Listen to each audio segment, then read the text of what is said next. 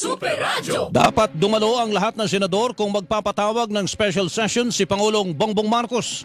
Ayon kay Senator Panfilo Lacson, layunin nito na maaksyonan ang mga nabinbing trabaho sa Senado dulot ng kawalan ng quorum sa mga huling sesyon bago mag-sinidie adjournment.